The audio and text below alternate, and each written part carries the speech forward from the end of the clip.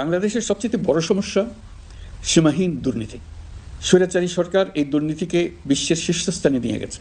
দুর্নীতির ফলে শুধু যে সবকিছুতে অবিশ্বাস্য রকম ব্যয় বৃদ্ধি পাচ্ছে তাই না, এর ফলে সরকার ও জনগণের সকল আয়োজন বিকৃত হয়ে যায়। সরকারের লক্ষ্য, নীতিমালা, প্রাতিষ্ঠানিক আয়োজন, সরকারি কর্মকর্তাদের দায় দায়িত্ব যা কিছু কাগজে লেখা থাকে তার সব কিছু অর্থহীন হয়ে যায়। দেশ চলে অলিখিত আয়োজনে।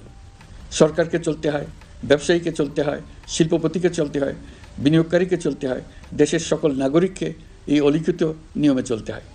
নাগরিককে এই অদৃশ্য জগতের সঙ্গে মোকাবেলা করে টিকে থাকার বিদ্যায় পারদর্শী হতে সাধনা করতে হয়।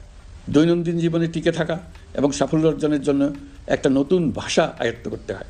চারদিকে কী শব্দ বলা হচ্ছে, কাগজে কী লেখা হচ্ছে তা মনে মনে দ্রুত অনুবাদ করে তার মর্মার্থ বুঝে নিতে হয়। তা না হলে দৈনন্দিন সিদ্ধান্ত নেওয়া যায় না। সবচেয়ে বড় মুশকিল হলো এর কোনো অভিধান নেই, কারণ ব্যক্তি বিশেষে, স্থান বিশেষে, পরিস্থিতি বিশেষে এর অর্থ ক্রমাগতভাবে পাল্টে যায়।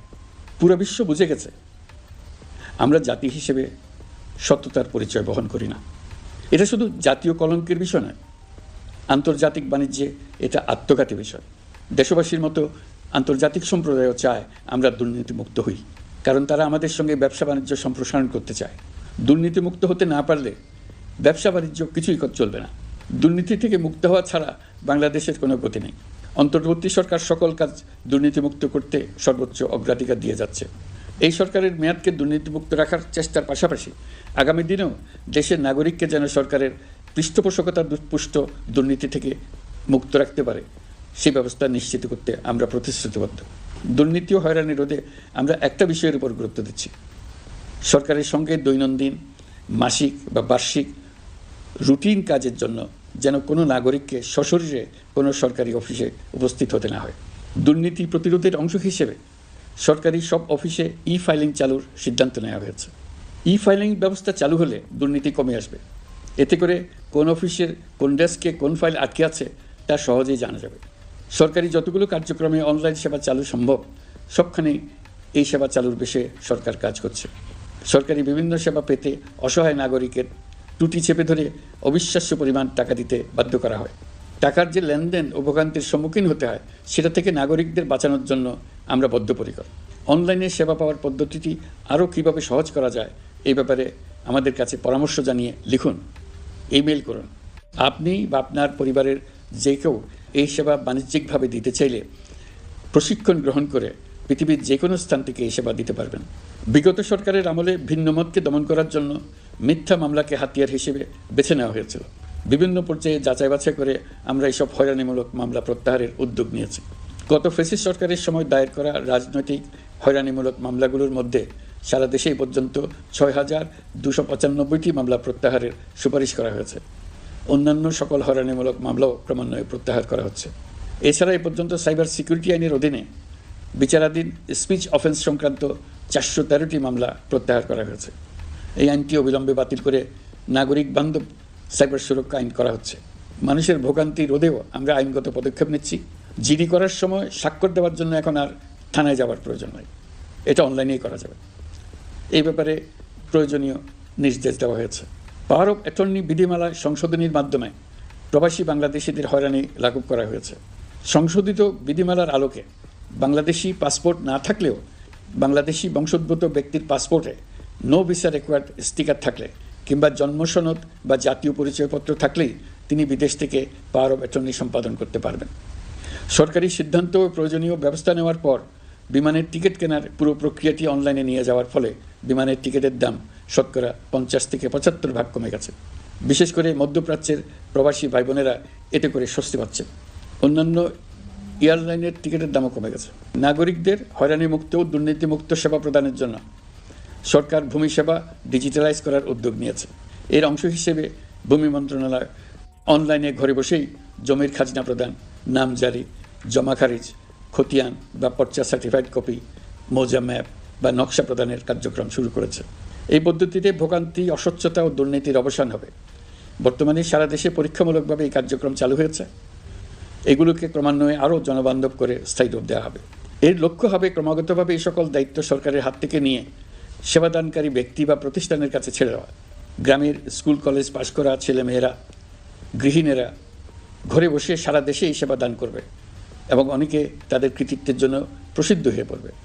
তারা সারা দেশের গ্রাহকদের সেবা নিজের গ্রাম থেকেই প্রদান করবে। রাজস্ব সংস্কার কমিশনের সুপারিশ অনুসারে জাতীয় রাজস্ব বোর্ড বিলুপ্ত করার সিদ্ধান্ত নেওয়া হয়েছে। এর জায়গায় দুটি পৃথক বিভাগ করা হচ্ছে। একটি হলো নীতি প্রণয়ন বিভাগ বা জাতীয় রাজস্ব নীতি বোর্ড, অন্যটি বাস্তবায়ন বিভাগ বা জাতীয় রাজস্ব সংগ্রহ বিভাগ। এর ফলে সরকারের পছন্দের ব্যক্তিরা হাজার হাজার কোটি টাকার রাজস্ব ফাঁকি দেওয়ার আর সুযোগ পাবে না। আমি আশা করি পরবর্তীতে যারা সরকারে আসবেন তারাও এই নীতি বহাল রাখবেন। এখনকার যুগ হলো প্রযুক্তির যুগ, সৃজনশীলতার যুগ। আমাদের দেশে 17 কোটি নারী পুরুষ, তার মধ্যে তরুণরা হলো বিপুলভাবে সংখ্যাগরিষ্ঠ। বাংলাদেশ মানব সম্পদের দিক থেকে 8ম বৃহত্তম দেশ। একযোগে এই তরুণরা সৃজনশীলতা প্রকাশের সুযোগ পেলে বন্যার স্রোতের মতো আমাদের দেশ দ্রুত বেগে পৃথিবীর বাজারের মধ্যস্থানে চলে যাবে। এই বিপুল তরুণ গোষ্ঠীর সামনে থেকে পথের বাধা সরিয়ে দেওয়াই হলো আমাদের সরকারের প্রধান লক্ষ্য। প্রযুক্তি আমাদের জন্য সুযোগ সৃষ্টি করেছে, আমরা দ্রুত বেগে এই সুযোগ গ্রহণ করার কাজে নিজেদের নিয়োজিত করেছি। এমনভাবে আমরা প্রযুক্তি ব্যবহার করার কাজে নিয়োজিত হয়েছি যাতে নাগরিকের আঙ্গুলের ইশারায় সরকার তার সেবা নাগরিকের কাছে তাৎক্ষণিকভাবে হাজির করে। তা নিশ্চিত করার জন্য আমরা সেই সেবা দিতে চাই প্রযুক্তির মাধ্যমে, সরকারি অফিসের মাধ্যমে নয়। ইতিমধ্যে পাসপোর্ট পেতে পুলিশ ভেরিফিকেশনের নিয়ম আমরা বাতিল করে দিয়েছি। এর ফলে বর্তমানে নাগরিকরা আগের চাইতে সহজভাবে পাসপোর্ট সেবা পাচ্ছেন। পুলিশ রিপোর্ট প্রাপ্তির নিয়ম বাতিল করার পর এই পর্যন্ত 70,000 নতুন পাসপোর্ট, যা বহুকাল ধরে পুলিশ রিপোর্ট আসার অপেক্ষায় আটকে ছিল, তা দ্রুত আবেদনকারীদের হাতে পৌঁছে দেওয়া হয়েছে। পাসপোর্ট প্রাপ্তি সহজ করার জন্য আমরা পুরনো পদ্ধতি বাতিল করে ইলেকট্রনিক পাসপোর্ট প্রচলন শুরু করেছি। এর ফলে দ্রুত পাসপোর্ট দেওয়া সম্ভব হচ্ছে। দেশের অভ্যন্তরে ই পাসপোর্ট হোম ডেলিভারি দেওয়া সম্ভব হচ্ছে। আগামীতে সকলেই ঘরে বসে পাসপোর্ট পাবেন, এটা নিশ্চিত করার চেষ্টা করছি। পাসপোর্ট দেওয়ার দায়িত্বে নিয়োজিত কর্মকর্তারা অত্যন্ত উৎসাহ সহকারে দ্রুত এসব পরিবর্তন আনার ব্যাপারে এগিয়ে আসছেন দেখে মনটা আনন্দে ভরে যায়। প্রিয় দেশবাসী, হজ মুসলমানদের জন্য সবচেয়ে গভীর আধ্যাত্মিক সফরগুলোর মধ্যে প্রধান। সারা জীবন তারা হজ পালনের জন্য অপেক্ষা করেন। পবিত্র হজ পালনে বাংলাদেশের হাজিরা প্রায় বিভিন্ন চ্যালেঞ্জের সম্মুখীন হন। ভাষাগত বাধা, স্বাস্থ্য ঝুঁকি, অতিরিক্ত ভিড়, প্রশাসনিক জটিলতা এবং লজিস্টিক সমস্যা সহ নানা অসুবিধা। হজের অভিজ্ঞতাকে মসৃণ ও নিরাপদ করতে অন্তর্বর্তীকালীন সরকার একটি মোবাইল অ্যাপ তৈরি করেছে, যা সম্মানিত হাজিদের যাত্রার আগে, যাত্রা চলাকালীন সময়ে এবং ফিরে আসার পরেও প্রয়োজনীয় সহায়তা প্রদান করবে। এই অ্যাপটি বাংলা ভাষায় রিয়েল টাইম নির্দেশনা ও সহায়তা প্রদান করবে। সরকার সমর্থিত বিশেষ ডেবিট কার্ডের মাধ্যমে বিদেশের স্থানীয় মুদ্রায় আর্থিক লেনদেন নিশ্চিত করবে। লাগেজ যাতে হারিয়ে না যায় তার জন্য লাগেজ ট্র্যাকিংয়ের ব্যবস্থা থাকবে। মোবাইল ফোনের মাধ্যমে হজযাত্রীরা প্রত্যেক দিন ওই দিনের করণীয় ও যাতায়াতের বিস্তারিত বিবরণ জানতে পারবেন।